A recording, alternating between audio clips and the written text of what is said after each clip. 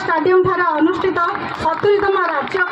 दौड़ कूद प्रतियोगितार 800 मीटर और 400 मीटर हर्डल्स ए दुईटी रौप्य पदक और केन्दुझर ठारे अनुष्ठित राज्यस्तरीय विद्यालय समूह दौड़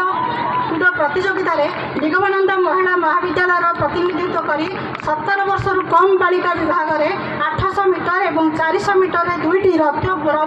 पदक जितबार महाविद्यालय प्रथम छात्री भाव में कृतित्व अर्जन कर उच्च माध्यमिक विद्यालय